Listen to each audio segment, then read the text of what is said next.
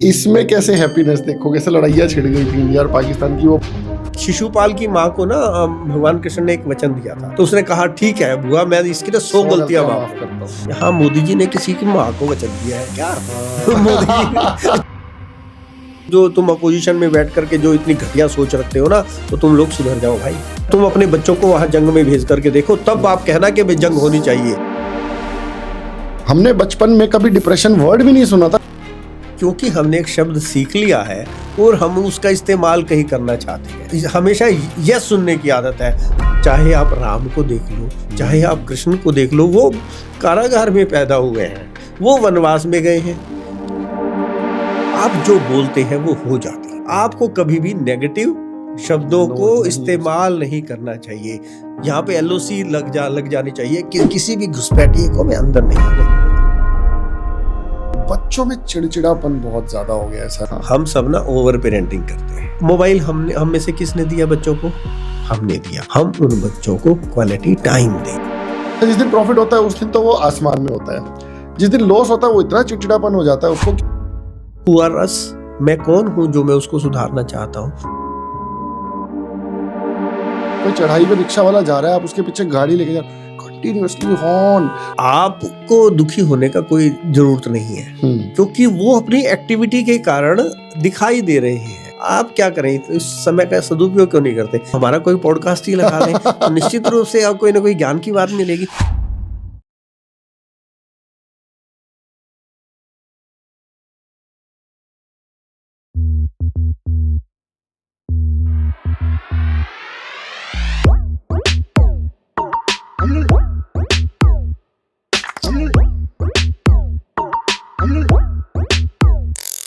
जय हिंद दोस्तों, आपके पास पैसा है, गाड़ी है, बंगला है, घर है, सब कुछ है, लेकिन अगर हैप्पीनेस नहीं है ना, अगर आप खुश नहीं हो, तो उस सब का कोई फायदा नहीं है। बेचारा साइकिल पे अपने बच्चे के लिए एक बंदा एक छोटी सी साइकिल लेके जा रहा था, तो उसका बच्चा खुश हुआ और वो भी खुश हुआ। लेकिन आज अगर आपके फादर आपको बड़ी सी गाड़ी भी गिफ्ट कर दे तो भी आप खुश नहीं हो। आपकी लालसा है, ये भी चाहिए, वो भी चाहिए। तो भैया कैसे अपने आप को कंट्रोल करें, कैसे अपने इमोशंस को कंट्रोल करें? इन्हीं सब चीज़ों के लिए हमने इनवाइट किया है दोबारा से सर को, क्योंकि सर का टॉपिक इतना हॉट है, happiness. Naresh ji, thank you so much sir, आपने दोबारा हमें इतना क्रूशल आपका टाइम दिया, और खुद तो आप बहुत हैप्पी हो ही हो, हमारी ऑडियंस को भी बहुत हैप्पी कर रहे हो। तो सर सीधा स्ट्रेट अवे क्वेश्चन पे आते हैं कि सर हैप्पीनेस कहाँ गायब हो रही है? भाई कोई सुरंग है जहाँ पे हैप्पीनेस मिल जाए तो हम भी वहाँ चले जाए। तो सर हैप्पीनेस कहाँ गायब हो रही है, इसी चीज़ पे क्वेश्चन है सर मेरा पहला। राहुल जी, आपका बहुत बहुत धन्यवाद है कि आपने मुझे दोबारा से आमंत्रित किया। और मैं तो एक फ़र्क लगातार देख रहा हूँ। पहली बार जब मैं आया था तो मेरा आपसे इंटरेक्शन भले ही कम था, परंतु जो हमारी बीच में बातें हुई थी, तो उस दौरान मैंने देखा था कि आपके मन में कुछ व्यथा थी, कुछ दुख था, कुछ आपके अंदर थोड़ी-थोड़ी नेगेटिविटी थी।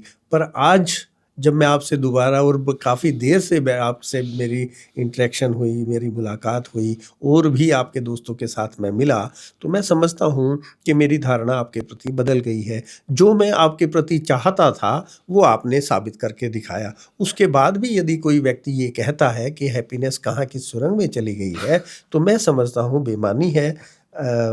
तो वो हम कुछ ज़्यादा एक्सपेक्ट कर रहे हैं। ये कोई गलत बात नहीं है कि हम कुछ ज़्यादा एक्सपेक्ट करें, बहुत एक्सपेक्ट कर सकते हैं, क्योंकि after all sky is the limit. मैं अपनी बात एक शेर के माध्यम से स्टार्ट करूँगा, जैसा कि मेरी आदत है।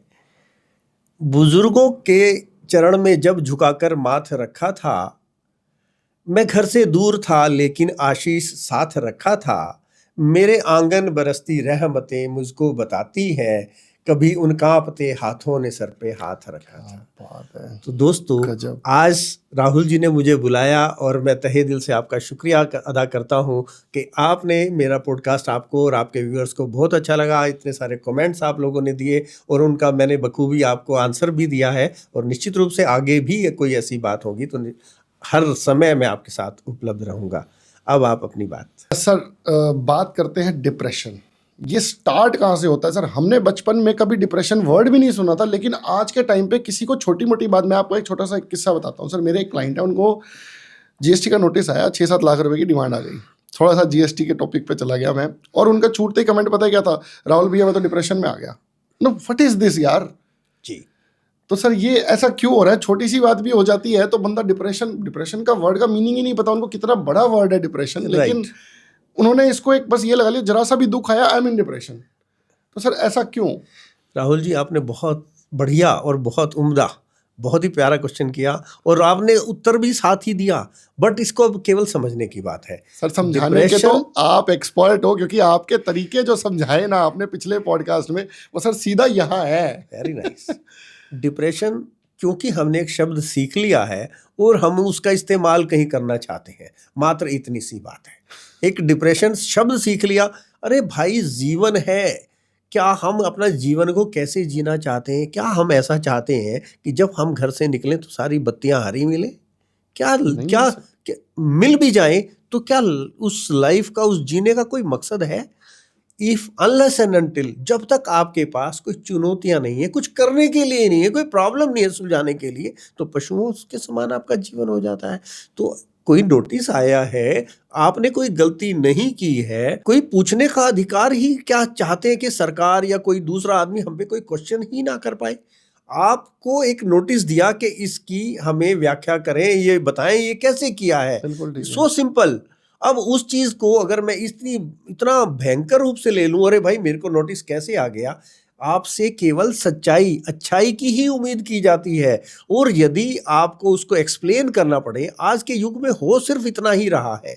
हम इन शब्दों को जान गए हैं, सीख गए हैं, परंतु इनका मतलब नहीं जानते। मतलब तो सिर्फ इतनी सी बात है, अरे भाई आपके पास नोटिस आ गया, भाई मैं किस लिए हूं? मेरे को भी तो आपने डिप्यूट किया है ना। अगर आपके पास कोई, मेरे पास कोई क्वेरी नहीं आएगी, मेरे को कोई आंसर ही नहीं देना पड़ेगा, कल को तो आप कहोगे मेरे को सीए की जरूरत ही नहीं है। बिल्कुल तो ठीक बात है। आपको क्या कहना है, क्या समझाना है, ठीक है, मैं इस बात को अच्छे से रिप्रेजेंट करूंगा। मैं आपकी भी बुक्स देख लेता हूं, मेरे ख्याल से हमने कोई ऐसा काम नहीं किया है, फिर भी मैं अपना जो उत्तर है उनको सबमिट कर देता हूं। उसके बाद भी उन्हें कोई अगर आपत्ति होती है तो फिर मैं दोबारा से उनको सबमिट कर दूंगा।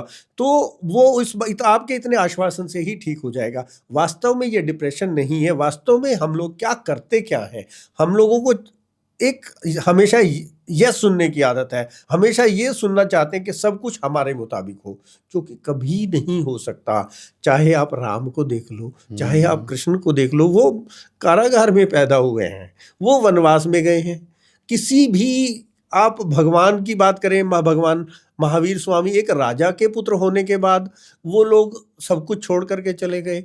और आप गौतम बुद्ध की बात करें, सिद्धार्थ या गौतम बुद्ध की भी बात करें, तो वो भी सब कुछ राजा के पुत्र होने के बाद भी। तो आप ऐसा कैसे एक्सपेक्ट कर सकते हैं? मैं ये समझता हूं, क्या ये ज्यादती नहीं है? क्या हम इतना ज्यादा एक्सपेक्ट नहीं कर रहे कि कुछ भी हमारे मन मुताबिक ना हो? ये सांचा है, किसने बनाया है? ये हमने अपने आप ही बनाया है कि सब कुछ हमारे हिसाब से ही होना चाहिए। ये कभी किसी के हिसाब से नहीं हो सकता। भगवान कृष्ण ने भी तो यही कहा है ना, तू वो करता है जो तू चाहता है, और होता वो है जो मैं चाहता हूं। अगर तू चाहता है कि वो हो जो तू चाहता है, तो करना शुरू कर वो जो मैं चाहता हूं, तो होगा वो जो तू चाहता है। तो निश्चित रूप से यदि आप इतनी सी बात पे घबरा जाते हैं, तो ये छोटी सी बात है, ये इतना सा बात है कि कोई बच्चा या जरा सी आपको ठोकर लग गई, तो उसमें तो फिर भी चोट लगने की संभावना है, एक नोटिस आने में क्या दिक्कत है? तो हम लोग अक्सर इन बातों को बहुत बड़े में ले लेते हैं। इतने हम आराम परस्त हो गए हैं, इतने हम यस मैन को स्वीकार भाव इतना हो गया है कि हमारे सामने कोई भी बात गलत ना हो। गलत भी नहीं है वो बात, हमें, हमारा ये उत्तरदायित्व है कि हम सरकार को, हम अपने जो भी हमसे कोई बात हमारे अपोनेंट में खड़ा है वो हमसे बात जाने। इसीलिए तो हम रिटर्न्स भरते हैं। उसमें क्वेश्चन आ गया तो क्या दिक्कत है? कोई दिक्कत नहीं है, परंतु हम उसको इतनी बड़ी बना लेते हैं, ये बात अच्छी नहीं है। और वो भी जब आपके एक आंसर के साथ आप उसका देखो ना, कितनी आपने अभी बोला भी, एक छोटी सी आपने कहा ठीक है जी मैं देख लेता हूँ, हैंडल कर लेता हूँ, उसी टाइम उसका डिप्रेशन खत्म हुई। क्या डिप्रेशन को इतना छोटा सस्ता सी चीज लगा रखा है? वही मैं कह रहा था उसको, मेरे को भी मन में यही आया। इसलिए कोई डिप्रेशन, ये डिप्रेशन नहीं होता, ये लोग बोलते हैं। और मैं ये कहता हूँ, आप जो बोलते हैं वो हो जाते हैं। इसलिए अपने शब्दों का चुनाव ना बड़ी सुंदरता के साथ बड़ी केयरफुली करना चाहिए। आपको कभी भी नेगेटिव शब्दों नो को नहीं यूज इस्तेमाल नहीं करना चाहिए। कभी भी आपके यहाँ कोई नेगेटिव शब्द आता है ना, तो यहाँ पर इंडो पाक का जो है ना आपका बैरियर, आपका वो यहाँ पे एलओसी लग जानी चाहिए कि किसी भी घुसपैठिए को मैं अंदर नहीं आने दूंगा। तो नेगेटिव थॉट, नेगेटिव विचार या नेगेटिव वर्ड, जैसे आपने कहा डिप्रेशन हो जाता है, तो इन वर्ड्स को ना अवॉइड करना चाहिए। हम जैसा बोलेंगे, जैसा जिएंगे, वैसा हो जाएंगे। ये वीडियो सर उन्हीं को भेजूंगा जिन्होंने ये वर्ड बोल रखे हैं। अच्छा सर, एक बात और बताइए, बच्चों में चिड़चिड़ापन बहुत ज़्यादा हो गया है सर अब ना, मतलब टू बी वेरी फ्रैंक मुझे ऐसा लगता है थोड़ा सा चिड़चिड़ापन सर मेरे बच्चे में भी आ गया है। भैया मेरे लिए तो ये लाइफ स्किल्स है सर जो आप दे रहे हो, एंड दैट टू पूरी जनता को भी दे रहे हो सर। बच्चों में चिड़चिड़ापन बहुत ज़्यादा आ गया है। अगर आज मैं उनको किसी भी चीज़ के लिए रिपेंट करता हूँ तो दे टेक इट अदरवाइज, वो उसको नेगेटिव में लेते हैं सर। उसको कैसे ठीक करें सर, मतलब बच्चे को कैसे समझाएं, भाई हम तेरा भला चाहते हैं यार। तो सर इस पे कुछ ज्ञान दीजिए। देखिए, ये हमारी पिछली बार भी बात हुई थी। हाँ। हम सब ना ओवर पेरेंटिंग करते हैं। हाँ, ओवर पेरेंटिंग करते हैं। हम सब ये चाहते हैं कि बच्चे रोबोट की तरह काम करें, जबकि इन 800 करोड़ पीपल जो लोग जिस अर्थ के ऊपर हैं, सबके माइंड्स अलग अलग हैं, सबके थंब इम्प्रेशन अलग हैं। पर हम पेरेंट्स क्या करते हैं, क्या चाहते हैं? हम चाहते हैं कि वो चिड़चिड़े भी ना हो, वो कुछ ना करें, वो हम चाहें तो उनका रिमोट हमारे हाथ में हो, हम वो खुश रहें। अरे भाई, खुश रहेंगे वो, कई बार उस चिड़चिड़ेपन में भी खुशी होती है उनको। क्या चाहते हो आप कि मेरा बच्चा हमेशा मुस्कुराता ही रहे? जैसे सर एक छोटा सा एग्जांपल देता हूँ मैं, सपोज वो फास्ट फूड खाने की जिद कर रहा है, राइट। मैंने एक दिन खिला दिया, हाँ। 2 दिन खिला दिया, अब डेली तो नहीं खिलाना ना सर। तो नहीं। कैसे समझाएं सर? यस, देखिए मैं फास्ट फूड पे बाद में आऊंगा। ठीक है। जनरली मैक्सिमम लोगों का क्वेश्चन ये होता है कि मेरा बच्चा मोबाइल के साथ बहुत ये भी एक बहुत बड़ा एडिक्टेड है। क्वेश्चन है। मैक्सिमम लोगों का ये होता है। उसके बाद हम फास्ट फूड, और मेरे ख्याल से वो भी कवर उसी में हो जाएगा। मोबाइल हम में से किसने दिया बच्चों को? हमने दिया। वो नहीं जानता था। मान लिया हमारी मैडम है, वो हम ये चाहती हैं कि भाई मैं खाना बना लूं या ठीक से कोई और काम कर लूं, तब तक ये बच्चा मेरा मोबाइल देख ले। तो अब वो धीरे धीरे जब भी उसको कुछ लगता है हम उसको मोबाइल दे देते हैं, फिर उसको आदत पड़ जाती है। तो उसके लिए हम दोषी बच्चे को ठहराते हैं। बच्चा छोड़ता नहीं है। चाहिए क्या करना? अब ये होगी समस्या। अब मैं बात करता हूँ समाधान क्या है। समाधान क्या है? चाहे किसी भी बात के समाधान पे एक ही बात है, हम उन बच्चों को क्वालिटी टाइम दें। अब वो क्वालिटी टाइम क्या होगा? ना हम खुद फोन पे लगेंगे, ना बच्चे को देंगे, ना हस्बैंड वाइफ ना बच्चा। तो हम उनके साथ खेलेंगे। जब हम हस्बैंड वाइफ रात को घर पे आते हैं और बच्चे के साथ हम आपस में अच्छी अच्छी बातें अपने दिन की डिस्कस करेंगे कि मेरे साथ ये हुआ। हम लोगों के जब चेहरों पे खुशियां होंगी तो बच्चा हमारे अंदर इन्वॉल्व होगा। जो वो वीडियो में खुशी देख रहा था, दूसरों को देख करके उसको मिल रही थी, तो वो अपने आप उनके साथ खेलेंगे ना। जब हम क्वालिटी टाइम, जैसे इरिटेट हो गया, वो गिरेगा भी, उसको चोट भी लगेगी, उसको धूप का भी एहसास होगा, उसको बारिश का भी, उसको गर्मी का भी, तो वो रफ एंड टफ हो जाएगा और वो सब चीज़ों से आदी हो जाएगा। तो इतना साधारण सा निदान है, परंतु कमी कहाँ है? बच्चे में नहीं है कमी। हम लोग बच्चों को टाइम ही नहीं देते, जो टाइम हम कर सकते हैं सब चीज़ें। अब फास्ट फूड की बात है, ज़रूर बताएं। मैं अपना एक बिल्कुल लाइव एग्जांपल देता हूँ। मेरे बिटिया है, कज़न है, वो मेरे घर जब छुट्टियों में आती है तो उसकी 2 बेटियां हैं बहुत प्यारी प्यारी सी। तो उनको लेकर के जब वो आती हैं, तो जब वो बच्चे सुबह ब्रेकफास्ट भी करते हैं ना, तो वो ये बताया जाता है उनको, ये आमंड खाने से, वो आपस में डिस्कस करते हैं। मैं देखता हूँ, मुझे कितना अच्छा लगता होगा। ये आमंड खाने से ये होता है, इसमें ये न्यूट्रिशन है, इसमें ये न्यूट्रिशन है। छोटे छोटे बच्चे जब ये बात करते हैं कि भाई ये खाने से ये होता है, ये खाने से ये होता है, तो उनको ये भी बात पता चल जाएगी कि फास्ट फूड खाने से क्या होता है।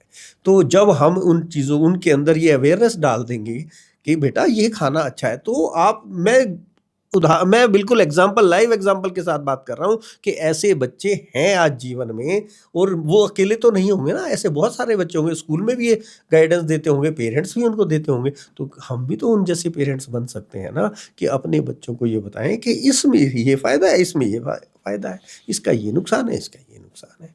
तो ये सब चीज़ें हम मैनेज कर सकते हैं।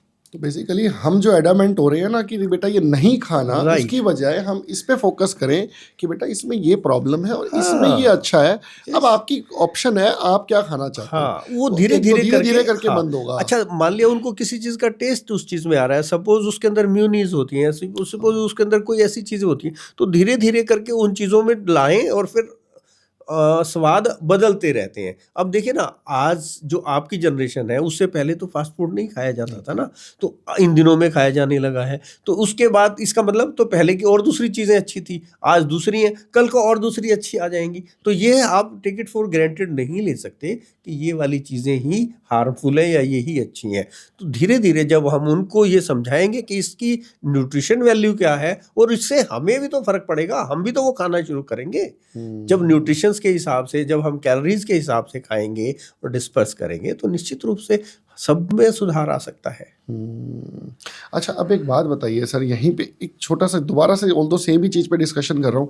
मेरा बेटा क्रिकेटर बनना चाहता है, उसके कोच ने बोला आप प्रोटीन से बना हुआ सामान ज़्यादा से ज़्यादा खाइए। एग्जैक्टली। वो उसको मोटिवेट कर रहा है, हाँ। वो 9 साल का है, मैं भी मोटिवेट कर रहा हूँ, लेकिन इम्पैक्ट नहीं आ पा रहा है। क्या करूँ, कुछ अलग, कुछ जिससे उसके ऊपर इम्पैक्ट आए। मैं उसको न्यूट्रिशनल वैल्यू समझा रहा हूँ, लेकिन नहीं समझ रहा है सर। नहीं, ये राइट। ये देखिए, कोई भी चीज़ एक दिन में निर्माण नहीं होती है, जब धीरे धीरे चीज़ बनती है ना। आप क्या सोचते हो कि जब ये अपना ताजमहल बना था तो वो 53 सालों में, मेरे ख्याल से 22 सालों में बना था, काफ़ी ज़्यादा हो 22 साल गया। में बना था, 1631 से 53 में। तो कोई भी चीज़ बनती है ना, कोई भी जो एक अच्छी चीज़ जो धरोहर बनती है, तो निश्चित रूप से उसमें बहुत रगड़ाई होती है, उसमें बहुत मेहनत होती है। हम अब देखिए, हम कैसे कर सकते हैं, अब आम के सीजन में आम के ही पेड़ लगेंगे ना। अब आप चाहें कि भाई अब आज फल आपने लगा दिया, आज पेड़ लगा दिया और कल से फल आने शुरू हो जाए, तो वो कल से फल नहीं आएंगे, वो 5 7 10 साल के बाद फल आने शुरू होंगे। लेकिन वो कब तक आएंगे, वो 200 साल तक। Lifetime आप नहीं होंगे, नहीं आप नहीं होंगे तब भी आएंगे। तो डिपेंड ये करता है कि आपने कौन से वाले पेड़ उगाने हैं। क्या आपको सक्सेस छोटी चाहिए या बड़ी चाहिए। यदि बड़ी सक्सेस चाहिए तो निश्चित रूप से मेहनत भी बड़ी होगी, संघर्ष भी बड़ा होगा, तभी तो जीत बड़ी होगी। तो जितना आप मेहनत करेंगे, जितना संघर्ष करेंगे, और इतनी जल्दी विचलित हो जाएंगे कि नहीं मुझे तो प्रॉम्प्ट चाहिए, तो प्रॉम्प्ट तो एक रिक्शा वाले की है, एक उसने यहाँ बैठाया और अगले स्टेशन पे छोड़ दिया, उसके पैसे मिल गए। तो ऐसे नहीं होगा ना। जो अगर बड़ा चाहिए, कोई बड़ी इंडस्ट्री लगाता है तो 5 साल तक तो उसकी, आप तो सीए हैं, 5 साल तक तो उसकी योजना बनाते हैं। 5 साल के बाद केवल एक्सपेंसेस ब्रेक होते इवन हैं, आता है। ब्रेक इवन ही, एक्सपेंसेस होते हाँ, हैं। 5 साल के आप बाद देखिए, जाके break even। अंबानी ने जो लाइनें बिछाई हैं, सर कितने जियो का देखो कितने जियो साल उसने कितने फ्री साल दिया। उन्होंने काम किया है, तो उसके बाद फिर वो लेकर के आते हैं और उसके बाद से फिर अर्निंग चालू होती है। तो जो अच्छा बड़ा मुनाफा चाहिए, बड़ा नाम चाहिए। अब मोदी जी ने, जब आप जानते हैं कि जब उन्होंने चाय बेची है, तो वो चाय बेचने वाला से एक कहाँ दिन पहुंचे। आज ये सोचे कि मैं तो ऐसे हो जाऊंगा, तो ऐसे प्रॉम्प्ट रिजल्ट तो नहीं हो सकते है ना। उसके लिए रगड़ाई होती है, उसके लिए मेहनत होती है, उसको तपस्या करनी पड़ती है जीवन में, तब जा करके ये फूल खिलता है। और जब एक फूल खिलता है, आप जानते हैं ना कितना दर्द होता है उसको बाहर निकलने के। जब अंडा एक बाहर आता है, एक जीवन का निर्माण होता है। कैटरपिलर को यदि बाहर से तोड़ दिया जाए तो क्या वो जी पाएगा। तो जब वो अंदर से संघर्ष करके निकलता है ना, तो उसकी खुशबू से पूरे जग को महका सकता है। सर एक मेरा दोस्त है मैंने उसके लिए क्वेश्चन पहले से ही डिसाइड कर रखा था। वो स्टॉक ट्रेडिंग बहुत करता है। जिस दिन उसको प्रॉफिट होता है ना, डेली कुछ प्रॉफिट कुछ नुकसान, मैंने उसको कई बार मना भी किया लेकिन नहीं मानता। तो जिस दिन प्रॉफिट होता है उस दिन तो वो आसमान में होता है। जिस दिन लॉस होता है वो इतना चिड़चिड़ापन हो जाता है उसको कि वो अपने बच्चों को भी मतलब ना चाहते हुए भी डांट मारता है। वाइफ के साथ भी रिलेशन खराब करता है, अड़ोस पड़ोस में सबके साथ, इवन मेरे साथ भी रिलेशन खराब कर देता है। अब मैं उसको समझा चुका हूँ तो छोड़ दे, अब वो छोड़ नहीं रहा। अब राइट। कैसे उसको टॉलरेट किया जाए, क्योंकि उसकी वाइफ भी बहुत परेशान है, बच्चों को बेचारों को कुछ समझ ही नहीं आ रहा कि हो क्या रहा है। किसी दिन तो राइट। पापा खुश, किसी दिन पापा नाराज। राइट। तो सर ऐसे बंदों को क्या गाइड करोगे। देखिए, बंदे को गाइड, राहुल जी, बंदे को गाइड, केवल किसी को भी गाइड उसको करना चाहिए जो who is ready to take your call. यदि आप, वही ना, हम क्या चाहते हैं, पेरेंट्स क्या चाहते हैं, या हम क्या चाहते हैं, हम चाहते हैं सामने वाला सुधर जाए। तो हमारा एंगल है, हम सामने वाले को सुधारना चाहते हैं। बट हु आर अस, मैं कौन हूं जो मैं उसको सुधारना चाहता हूं। मैं उसका फ्रेंड हो सकता हूं, बट अगर वो नहीं चाहे तो आप क्या कर सकते हैं? देखिए, बुद्ध ने क्या कहा है, भगवान महावीर ने क्या कहा है, अपो दीपो भव। तो क्या होता है कि आप एनलाइटन हो सकते हैं, मैं एनलाइटन हो गया तो मैं राहुल जी को रास्ता बता सकता हूँ। राहुल जी को खुद मेहनत करनी होगी, खुद उनके अंदर जागृति होनी चाहिए, खुद समझने की। जब आपके अंदर प्यास होगी तभी तो आप एनलाइटन होंगे ना। अब कितने लोग बुद्ध बन पाए हैं? बुद्ध के पास जाने से आप बुद्धत्व को प्राप्त नहीं हो सकते, फिर तो आप बुद्ध ही रह सकते हैं। तो आपको बुद्धत्व की प्राप्ति करनी है तो आपको तपस्या करनी है। तो जब आप जानने के लिए इच्छुक हैं, जब कोई बात आप उसके अंदर जागृति पैदा होती है, वो चाहता है कि मेरी ये बुराई है, मैं इसको कैसे निपटूं। और इतना आसान है शेयर ट्रेडिंग करके, तो मैं कहता हूं इससे तो आसान बात ही कोई नहीं है। जो आपका प्रश्न है वो बहुत आसान है। पहली बात तो हमें दूसरे को बिना चाहे ज्ञान नहीं देना चाहिए। दूसरी बात ये है कि आपको शेयर ट्रेडिंग करना है ना, तो आप लॉन्ग टर्म में काम करें। लॉन्ग टर्म, आप 3:30 बजे तक, ये जो हमारा ये 9 से 3:30 सवा 9 से 3:30 वाला समय है ना, इसमें आप सारा दिन इसके सामने ना बैठें। तो उससे क्या होता है कि जब आप एक लॉन्ग टर्म में करेंगे ना, तो इससे बढ़िया धंधा कोई नहीं हो सकता। तो उसको केवल, जैसे मैंने बच्चे के बारे में बताया था कि हाउ टू चेंज, उसको पहले धीरे धीरे उसको आपको पॉजिटिव, यदि उसकी वाइफ है तो वो निश्चित रूप से चाहेगी, आप उसके मित्र है तो आप चाहेंगे कि मैं उसको उसकी लाइफ में कोई वैल्यू ऐड कर पाऊँ, कंट्रीब्यूट कर पाऊँ। तो वो कैसे होगा? तो उसको पहले उसके साथ एक आत्मीयता की उसमें लाना होगा, सर्कल में लाना, सर्कमफ्रेंस में लाना होगा, और उसको ला करके फिर उसको कह सकते हैं कि यार आप ऐसा कर सकते हैं। ऐसा करके थोड़े दिन के लिए देखिए, थोड़े दिन करके देखो, और जब उसको ऐसा लगेगा यस यार वाकई मेरा तो नुकसान नहीं हुआ, और कभी भी शेयर मार्केट ऐसा है ही नहीं कि जो आदमी जिसने लॉन्ग टर्म पे काम किया हो और वो कोई नुकसान दे पाए, तो नुकसान का कोई काम ही नहीं है। बिल्कुल। जब आप देखो, मान लिया आपका पोर्टफोलियो में भी शेयर है, 25 शेयर है, 50 शेयर है, 50 से ज़्यादा तो नहीं होते हैं ना। तो यदि आप और कोई भी काम, कोई भी पैसे लगाता है तो थोड़ी बहुत तो स्टडी करके लगाएगा ही ना। तो लगाएगा तो फिर उसके बाद जब वो एंड में जाता है, जब वो साल के एंड में देखता है, या मैं कहता हूँ हर रोज भी देख ले, तो ये कभी कभी हर, कहते हैं ना कुत्ते के भी दिन आते हैं, तो किसी हर शेर के कोई ना कोई दिन आता है जब वो डबल मारता है। तो उस दिन अपनी आप उसको कर सकते हैं। और नहीं तो आप कोई भी देख लीजिए, इतने बड़े बड़े इन्वेस्टर्स हैं जिन्होंने ये कहा कि आज से 50 साल पहले जिसने इतने रुपए इन्वेस्ट किए, आज वो किसी भी धंधे में इतने पैसे नहीं मिले हैं। तो निश्चित रूप से यदि सामने वाला चाहता है तो हम उसको, वो चाहता है तो हम उसको ज्ञान दे सकते हैं। वो नहीं चाहता और हम उसके वेल विशर हैं, हमारे परिवार का हिस्सा है, तो हमें उसको कैसे करना चाहिए, उसको मुख्य धारा में लाने के लिए उसके साथ थोड़ा सा आत्मीयता के साथ बात करनी होगी, और उसको ये तरीका बताना होगा कि इस एक हफ्ते के लिए, 1 महीने के लिए ऐसा करके देखें, तो निश्चित रूप से वो बदल सकता है। अच्छा सर, अब एक क्वेश्चन और है, इससे थोड़ा सा अलग है। अब यहाँ पे क्या हो रहा है कि हर बंदा ना अपने से नीचे वाले बंदों की ना सर वैल्यू ही नहीं कर रहा है। सपोज मैं रेस्टोरेंट में जाता हूँ और वेटर को बदतमीजी से बोल रहा हूँ, उससे बेचारे से गिलास गिर गया, आप देख रहे हो मेरे में चेंजेस आ रहे हैं, तो उससे बेचारे से पानी का गिलास गिर गया है, तो लिटरली मतलब थोड़ा गंदा तरीके से बोलना है नॉल सर। अब ऐसा फील होता है कि काश मैं अगर वो वेटर होता तो यार मेरे से कोई ऐसे बात करेगा तो मुझे कैसा लगे। मैं हर चीज़ में ये इम्प्लीमेंट करना शुरू कर दिया है कि यार मैं सामने वाले को अगर कुछ भी गलत बोल रहा हूँ तो इसकी जगह अगर मैं हूँ तो मुझे क्या इम्पैक्ट होगा।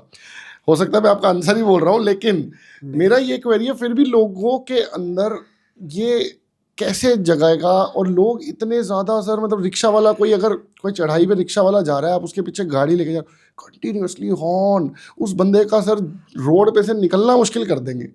तो सर ऐसे बंदों के लिए कुछ बताइए सर, मुझे बड़ा हर्ट होता है जब मैं ऐसी चीज़ें होते हुए देखता हूँ। राहुल जी, आप बहुत काइंड हार्टेड हैं। हाँ, लेकिन क्या है, यही पहले वाले प्रश्न का बिल्कुल भाई है। हाँ, देखिए, आपको दुखी होने का कोई जरूरत नहीं है। क्या है, और दूसरी बात यह, ऐसे बहुत सारे लोग नहीं हैं, क्योंकि वो अपनी एक्टिविटी के कारण दिखाई दे रहे हैं, अलग से हाईलाइट हो रहे हैं, वो हाईलाइट हो रहे हैं, इसलिए आपका ध्यान वहां जा रहा है।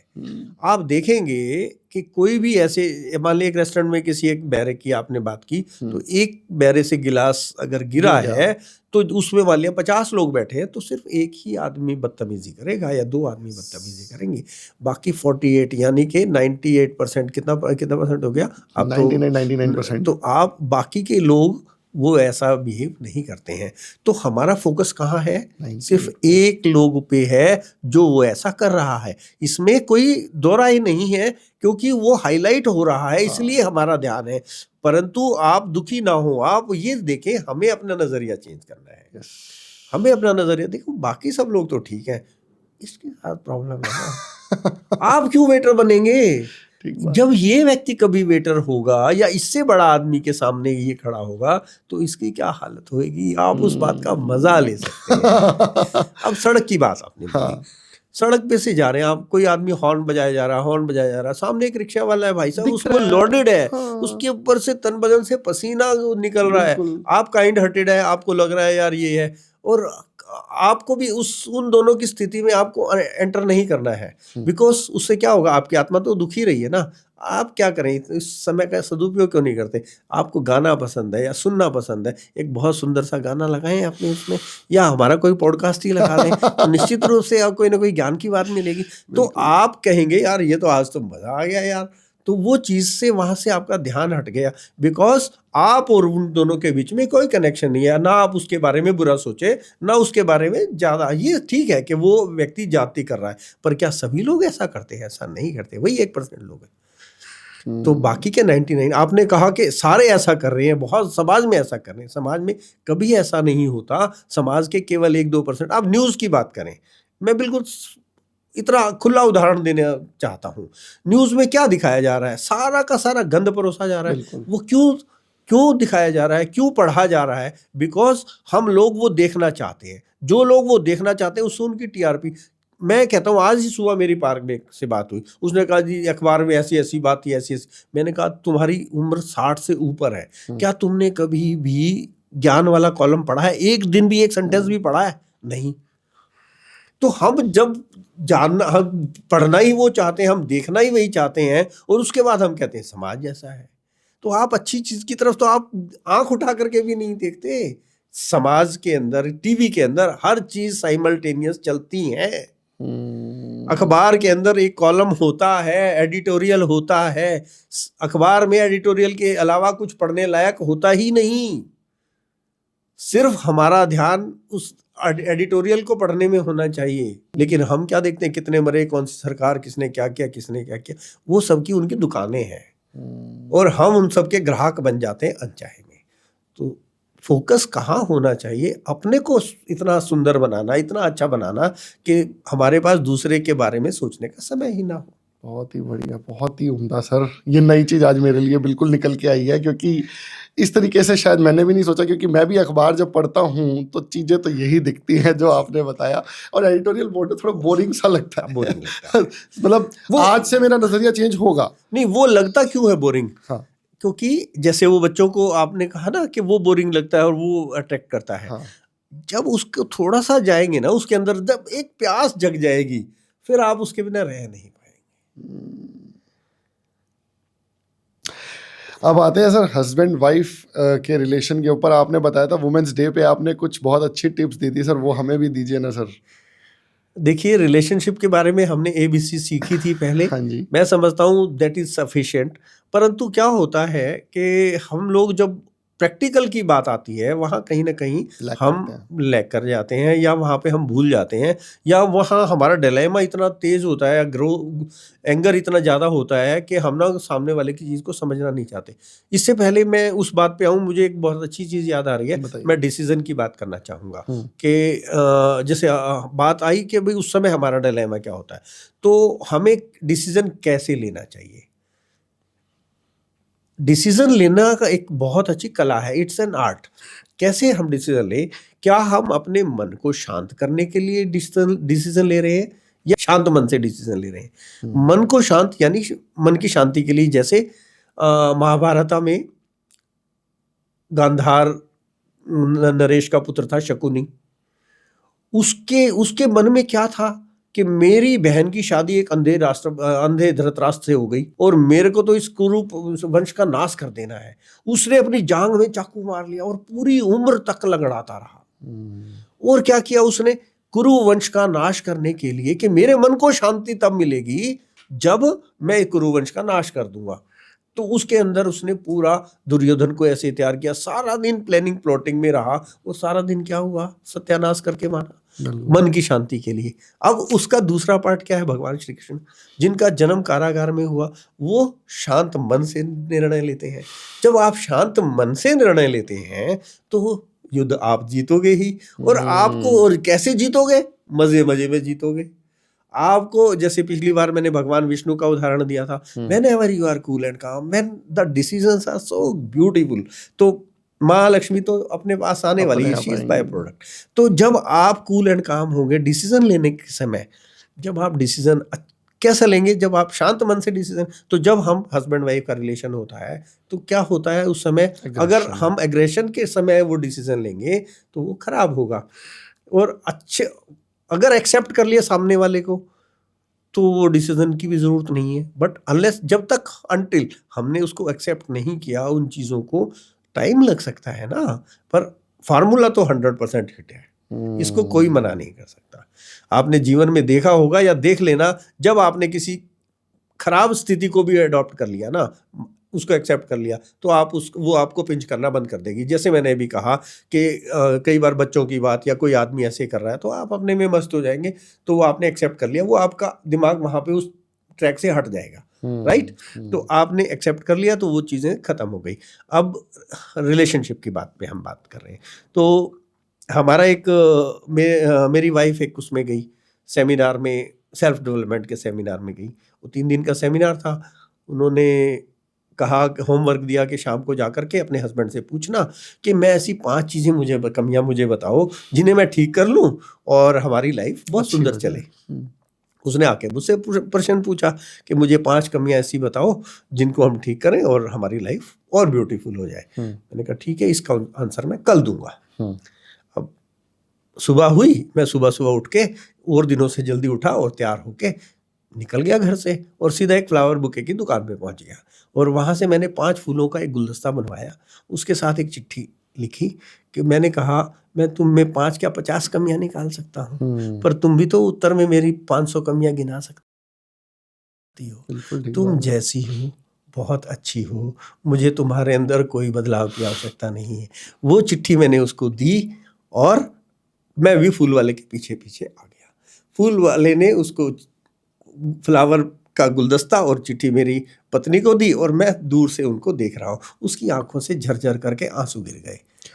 तो निश्चित रूप से ये दूसरों में कमियां निकालना, तो जब हम एक उंगली किसी दूसरे की ओर करते हैं तो 3 उंगलियां तो स्वाभाविक रूप से हमारी ओर आ जाती हैं। तो हम कमियां निकालने की बजाय उनको एक्सेप्ट करें ना, तुम जैसी हो, तुम जैसे हो, यू आर माइन, टेढ़ा है पर मेरा है, तुम कह के तो देखिए, मजा आ जाएगा जिंदगी का। गजब होने वाला है, मेरी पर्सनल लाइफ तो इम्प्रूव होने वाली है भाई। गजब सर, गजब लाइन्स है ये, सीरियसली सर। इवन मैं ये एस्टिमेट लगा रहा हूँ अब कि अगर मुझे भी कोई बोले इस तरीके से तो यार मैं तो उस बंदे का ही हो गया ना भाई। तुम बोल, तेरे को चाहिए क्या, राइट, तेरे को क्या चाहिए भाई मुझसे। That is the good point sir. मैं डेफिनेटली इसको अपनी लाइफ में फॉलो करने वाला हूँ और जिससे मेरी लड़ाई है ना उसके साथ तो जरूरी करने वाला हूँ कि भैया तू खुश रह भाई, और बात ठीक है, तू खुश रहेगा तो मैं अपने आप ही खुश रह लूँगा। सर अब एक जनरेशन गैप चल रहा है, 20-25 साल के जो इस टाइम के यंग पीपल हैं और जो 55-60 ईयर्स की एज के पेरेंट्स हैं, उन लोगों का सामंजस्य नहीं बैठ पा रहा। ऑल्दो शायद मैं कहता हूँ ये पहले भी था, हमेशा से ही था, क्योंकि जनरेशन गैप तो हमेशा से ही रहेगा, लेकिन उससे पहले बच्चे थोड़े एडजस्टेबल ज़्यादा थे। आजकल के बच्चे थोड़े रिजिड ज़्यादा हैं, वो थोड़ा सा ये एस्पिरेशंस बहुत हाई रखते हैं। पहले क्या था, मार पिटाई करके बच्चा सेट कर दिया जाता था। आज मार पिटाई नहीं होती, स्कूल में भी नहीं होती, स्कूल में भी कोई रगड़ाई नहीं होती और घर पे भी नहीं होती। अगर कहीं पे होती भी है तो उसके खिलाफ कंप्लेंट पहले हो जाती है कि भैया मेरे साथ मार पिटाई हुई है एंड ऑल। तो भाई अब आज के पेरेंट्स जिनके बच्चे 20-25 साल के हैं, हल्की सी भी लड़ाई हो जाती है, या तो पेरेंट्स खाना नहीं खा रहे या बच्चे खाना नहीं खा रहे, या खा रहे हैं तो मुंह ऐसे लटका हुआ है, एक दूसरे को ऐसे घूर रहे हैं। तो सर इसको कैसे मैनेज करें एज ए पेरेंट और एज ए बच्चा? मैं तो दोनों का ही एंगल लेके चल रहा हूँ। Right, it's a very good question. और ये आज की मतलब बर्निंग क्वेश्चन है और समय की मांग है। हो क्या रहा है कि यदि आप भारत की, इंडिया की और बाहर की बात करें ना, तो हमारे यहाँ एक संस्कृति या एक ऐसा वर्ड ऐसा था या संस्कार की बात हम लोग करते थे कि हमारे ये संस्कार ऐसे नहीं हैं, परंतु हमारे यहाँ बहुत सारी कुरीतियाँ भी थी जिन्होंने हमने छोड़ा है। जैसे बाल विवाह थी, सती प्रथा थी, उन चीज़ों को हमने छोड़ा भी है, मानते हैं ना। बिल्कुल। तो इसी प्रकार से आज हम लोग बाहर से, वेस्ट से पर्टिकुलरली प्रभावित बहुत है, फॉरेन से प्रभावित तो बहुत है। हम कुछ चीज़ें तो उनकी अडॉप्ट करना चाहते हैं, उनका वैभव तो चाहते हैं, परंतु हम अब फिर संस्कारों की भी बात करते हैं। हम वहाँ उस द्वंद्व में आकर के फंस जाते हैं। क्या चाहते हैं कि हम चाहते हैं कि हमारा बच्चा ना बहुत तरक्की भी करे। शुरू से तो हम उसको उस तरीके उससे उस समय डिलेमा में लेकर पालते हैं, पोसते हैं कि ये बस मेरा है। पहले बहुत सारे बच्चे होते थे, केयर इतनी ज़्यादा नहीं होती थी, जिसने जो कर लिया जो ठीक है, जो नहीं करा सो ठीक है, पढ़ लिया तो ठीक है, नहीं पढ़ा तो ठीक है। और एक टीचर की जिम्मेदारी होती थी कि तू पढ़ा भाई, मैं तो, मेरे पास तो टाइम नहीं है। आज क्या है, एक ही बच्चा है तो वो पूरा पूरा फोकस सारा दिन उसी बच्चे पे रहता है, कैसे खा रहा है, कैसे बैठना, क्या एटिकेट्स हैं, क्या नहीं है। तो जब वो बच्चा अपने, देखो पूरे, मैंने पहले भी कहा कि 800 करोड़ लोग इस धरती पे हैं, किसी के भी विचार नहीं मिलते। तो क्या हस्बैंड वाइफ के विचार मिलते हैं? नहीं मिलते हैं। तो बच्चों के साथ कैसे मिलेंगे? नहीं मिल सकते। तो बच्चों के साथ जब विचार नहीं मिलते, तो बच्चों को क्या फ्रीडम नहीं है अपनी बात करने की? बच्चों को क्या अपना अधिकार नहीं है वो बात समझने का? तो निश्चित रूप से बच्चों की बात को समझना पेरेंट्स का दायित्व है, क्योंकि बच्चे तो आफ्टर ऑल बच्चे हैं ना। आपके, हमारे अंदर क्या होता है कि नहीं हमने तेरे को पाला है, हमारे भाई नहीं पालते तो क्या करते, सभी पलते ही हैं। लेकिन हम पेरेंट्स के अंदर एक एक बड़ा अहंकार का भाव रहता है कि नहीं हमने तेरे लिए बहुत कुछ किया है, हमने तुझे पता नहीं कैसे। अरे भाई तुम्हें पता नहीं है तुम्हारे पेरेंट्स ने तुम्हें कैसे पाला था। दे वर नॉट सो, मतलब इतने, वो उनके पास वैभव नहीं था जितना तुम्हारे पास था। उन्होंने मजदूरियां करी हैं तो तुम आए हो, तुमने थोड़ा सा और उसको एनहेंस किया, थोड़ी सी उन्होंने नॉलेज दी तो आपने हमें पाला और बड़ा किया। मैं इस रिवोल्ट के लिए नहीं कह रहा हूं, मैं सिर्फ अपने बड़ों को समझाने के लिए ये बात कह रहा हूं, इसको कृपया अन्यथा ना लिया जाए। तो क्या है कि बच्चों, पेरेंट्स को बहुत ज्यादा ये समझना पड़ेगा, जब हमने बच्चों को एनवायरनमेंट वो दिया है तो बच्चे उसी का, तो देखो जो हम उसके अंदर बो रहे हैं निकलेगा तो वही तो उगेगा फल तो आएगा। वही। तो हमने बच्चों को वो एनवायरनमेंट दिया तो फिर उसको उस हिसाब से। फॉरेन में क्या है, जब आप बच्चा 14-15 साल का होता है तब तक वो पेरेंट्स के साथ रहता है, उसके बाद उसको पूरी आज़ादी दे दी जाती है कि जाओ और अपना फील्ड चुनो, और जो सरकारें फिर उसको सपोर्ट कर देती हैं। यहाँ पेरेंट्स को, जब हम फॉरेन की बात करते हैं, जब हम ग्लोबलाइजेशन की बात करते हैं, उन जैसा होना चाहते हैं, तो हमें उन संस्कारों की या उन बातों को कि लोग क्या कहेंगे, फलाना क्या करेगा, ये क्या करेगा, सबसे बड़ा है लोग क्या कहेंगे लोग, तो इन चीज़ों को तो छोड़ना पड़ेगा ना। जब हम बच्चे, कोई आपकी किसी दुख सुख के अंदर कोई खड़ा हो ना, आपको आवश्यकता है, if you can do your self, यदि आप अपने आप से अपने आप को मैनेज कर सकते हैं, आपके बच्चे मैनेज कर सकते हैं, तो लेट उनको भी अपनी स्वतंत्रता दी जानी चाहिए, वो करें। और बच्चों के को भी ये चाहिए कि हमारे पेरेंट्स के ने पता नहीं किस तरह से हम लोगों को यहाँ तक लेकर के आए हैं, उनका रिस्पेक्ट के साथ यदि वो काम करा जाए, कोई बात समझाई जाए, अपनी बात है तो क्योंकि उस एनवायरनमेंट में पले हैं, क्योंकि आपको भी ना सुनने की आदत नहीं है।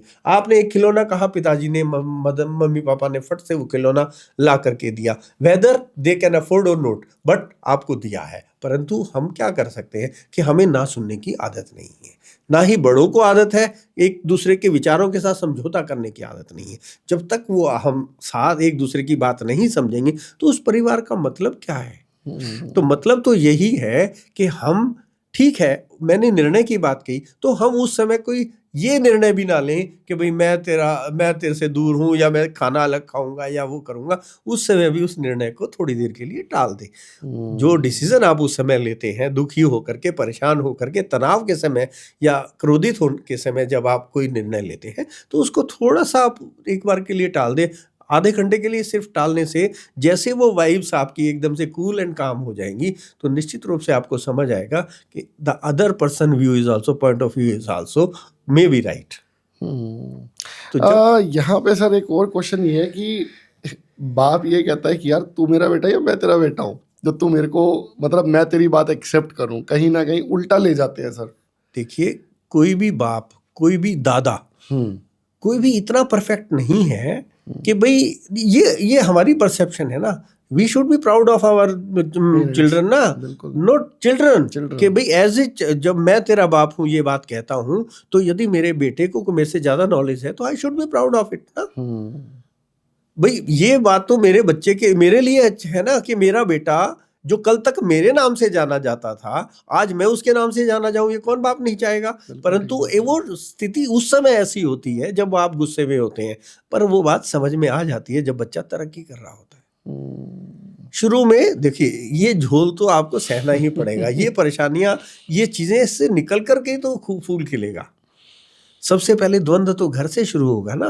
जब घर में बच्चे को विरोध करना, आपने जब बचपन में चाइल्डहुड में तो उसकी किसी बात को मना ही नहीं किया, आपने खिलौना मांगा, आपने कहा सब, आपने उसको धूप में नहीं जाने दिया, खांसी नहीं होने दी, कुछ होने नहीं दिया। अब आप उसको कह रहे हैं कि ये तू ये करना, वो ये करना चाहता है या नहीं करना चाहता, आप उसको थोप देते हैं, नहीं तुझे करना, बाप मैं हूं या तू है। अरे भाई बाप तो तू ही है, बाप तो तू ही है, पर मेरे अंदर भी तो कुछ, मेरे को भी तो तुमने पढ़ाया है, जो तुमने पढ़ा वो मुझे नहीं पढ़ाया, मुझे कुछ और पढ़ाया है। तो जो मैंने पढ़ाया है उसका ज्ञान मेरे से अगर शेयर तो कर लो, तो जब वो बात वो बच्चा हंसी में समझाने के लायक हो जाएगा, तो निश्चित रूप से, जैसे उसका पहला, ये समझ लीजिए, इसको लड़ाई ना कहें, इसको ये कहें कि पहले मेरा ये परीक्षा है, तो मैं पहले अपने पेरेंट्स को हैंडल करूंगा, तभी तो मैं समाज के लोगों को जाकर के हैंडल कर पाऊंगा ना। बाहर तो बहुत बड़ी बड़ी चुनौतियां आने वाली हैं, जब मैं क्लाइंट को कैसे सेटिस्फाई करूंगा जब मैं अपने पेरेंट्स को नहीं कर पा रहा। तो इसको ऐसे लिया जा सकता है बच्चों के पॉइंट ऑफ व्यू से, और पेरेंट्स को तो खुद को ये समझना पड़ेगा कि मेरा बेटा आज तक जो मेरे नाम से जाना जाता था, कल से ऐसा होना चाहिए कि मेरे को ये कहीं ये फलाने का बाप है। सर इंडिया पाकिस्तान वॉर के ऊपर सर मैं जरूर थोड़ा सा डिस्कस करूंगा आपसे कि अब आप इसमें कैसे हैप्पीनेस देखोगे। सर लड़ाइयाँ छिड़ गई थी इंडिया और पाकिस्तान की, वो बहुत बढ़िया है कि रुक गई, राइट, बहुत अच्छी बात है। हर कंट्री, कोई कंट्री नहीं चाहती कि लड़ाइयाँ हों, लेकिन कुछ चीज़ें ऐसी हुई कि हमें वॉर में जाना पड़ा। अच्छा है रुक गया। तो सर इसमें क्या पॉजिटिव और क्या हैप्पीनेस देख सकते हैं आप? ये आपने ना बहुत ही मतलब एकदम से दिल को छू लेने वाली बात कही है, और इतनी समझदारी की बात आपने करी है कि मैं रियली, मेरे आपके पॉडकास्ट का ही असर है सर, नहीं तो मैं तो नेगेटिव क्वेश्चन ही पूछता था। नहीं, ये क्या है कि ना, बेसिकली ये हिंदुस्तान और पाकिस्तान का युद्ध था ही नहीं, ये युद्ध था ट्रंप का और चाइना का। देखिए आप जानते हैं, आप तो सीए हैं, ट्रंप जो है एक बहुत बड़ा बिजनेसमैन है, और उसने आते ही टैरिफ वार शुरू किया, और टैरिफ वार शुरू होने से का सबसे ज़्यादा नुकसान और सबसे ज़्यादा टैरिफ भी लगाया चाइना पे। और आज आप जानते हैं सुपर पावर है चाइना बिजनेस के मामले में, उसका कोई सानी नहीं है। तो सबसे ज़्यादा अफेक्ट होने वाला था चाइना को। चाइना के जो लोग थे, जो व्यापारी हैं, उन्होंने सोशल मीडिया पे ये लिखना शुरू कर दिया था कि भाई अब हमारा क्या होगा, ये सारा इंडस्ट्री भारत को इंडिया में शिफ्ट होने वाली है। और इंडिया एक अच्छा प्लेटफॉर्म भी दिखता है, या पॉपुलेशन भी, क्योंकि पहले चाइना में सबसे ज़्यादा पॉपुलेशन थी, तो इस वजह से वहाँ पे चीज़ों को अरेंज करना बहुत आसान था। अब हिंदुस्तान में कंजम्पशन भी है और पॉपुलेशन भी है, और मतलब वो और स्थितियां भी उसी तरफ है। भारत आज चौथी इकोनॉमिक पावर बन चुका है, जापान को पीछे छोड़ के, ये we can proud of it. तो क्या हुआ है कि भाई, तो अब इस बात से चाइना को दस्त लगना स्वाभाविक था। अब चाइना खुद व्यापारी आदमी कभी नहीं लड़ता, वो रहता है कि मैं ना बस मजे लूं दूर से, मेरा काम धंधा डिस्टर्ब नहीं होना चाहिए। उसने अपने कुत्ते को लगाया, उसने उकसा दिया और उसको लगा दिया कि भाई मैं ना यहाँ इसको डिस्टर्ब कर दूं। इंडिया को डिस्टर्ब करने से क्या होगा कि लोगों की एक मेंटेलिटी बदल जाएगी FIIs की, कि भाई यहाँ पे हम इन्वेस्ट नहीं कर पाएंगे क्योंकि ये डिस्टर्ब है। तो ये डिस्टर्ब होने से इनको मैं डिस्टर्ब कर दूं। अब डिस्टर्ब उसने तो कर दिया, परंतु उसकी इतनी औकात नहीं थी, चाहे वो उससे भी IMF से भी पैसे ले आया। F-16 को तो मैं ये कहता हूँ ये पेंसिलें हैं भाई, ये पेंसिलें हैं। और हमारे तो भाई साहब वो क्या कहते हैं कि जब महाभारत की दोबारा से मैं प्रसंग यहाँ पे ले आता हूँ, जब शिशुपाल की माँ को ना भगवान कृष्ण ने एक वचन दिया था। हम्म। उसे जब गाली दी तो उसने उसकी माँ ने कहा यार इसको कृष्ण जी तुम ना छोड़ इसको छोड़ दो, तुम इसको मारना मत। तो उसने कहा ठीक है बुआ, मैं इसकी ना 100 गलतियां माफ करता हूँ। तो जब उसकी 100 गलतियां माफ करी तब उसने सुदर्शन चक्र। यहाँ मोदी जी ने किसी की माँ को वचन दिया है क्या? हाँ। मोदी जी ने जो सुदर्शन चक्र जो सुदर्शन हाँ। वो 16-17 पेंसिलें बनाएगा और फेंकेगा और हम सुदर्शन चक्र ना चलाएंगे।